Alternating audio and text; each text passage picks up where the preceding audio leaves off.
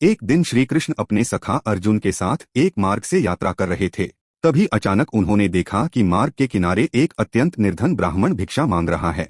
ब्राह्मण की दशा देखकर अर्जुन का हृदय करुणा से भर गया। अर्जुन ने श्री कृष्ण से कहा, प्रभु, इस दरिद्र ब्राह्मण को तुरंत उसकी दुर्दशा से मुक्त किया जाए। यह कहकर अर्जुन ने उस ब्राह्मण को बुलाया और स्वर्ण मुद्राओं से भरी एक थैली उसे दान में दे दी। ब्राह्मण अत्यंत प्रसन्न हुआ और अपने सुखद भविष्य के स्वप्न देखता हुआ घर की ओर चल पड़ा। परंतु दुर्भाग्यवश मार्ग में एक हिंस्र डाकू आ गया। उस डाकू ने ब्राह्मण से वह स्वर्ण मुद्राओं की थैली छीन ली और भाग गया।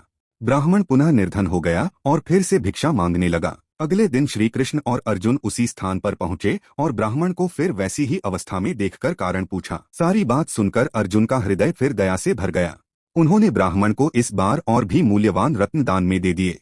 चोरी के भय से ब्राह्मण ने उन रत्नों को जल रखने वाली एक घड़े में छिपा दिया। परंतु उसी दिन उसकी पत्नी जल भरने नदी गई और अनजाने में वह घड़ा नदी में गिर गया। घड़े से रत्न निकलकर नदी में बह गए। ब्राह्मण अत्यंत निराश हो गया।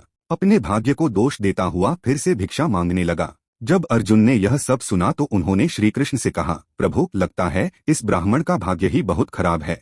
इतना सोना और रत्न देने पर भी उसका भाग्य नहीं बदल रहा। यह सुनकर श्री कृष्ण मंद मुस्कुराए। उन्होंने ब्राह्मण को बुलाया और उसे केवल 2 पैसे दिए।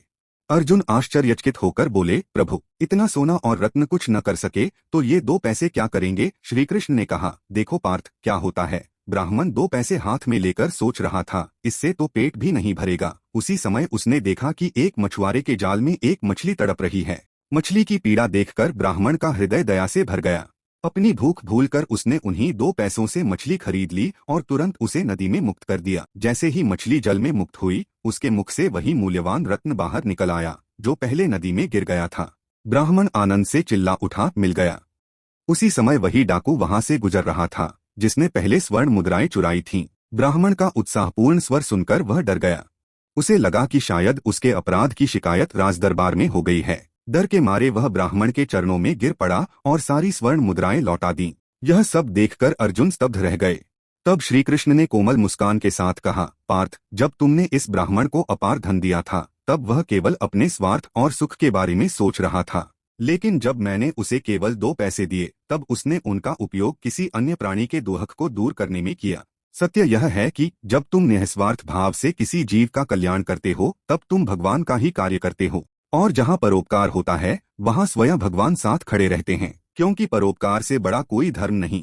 यदि यह कथा आपको अच्छी लगी हो तो लाइक करें, चैनल को सब्सक्राइब करें।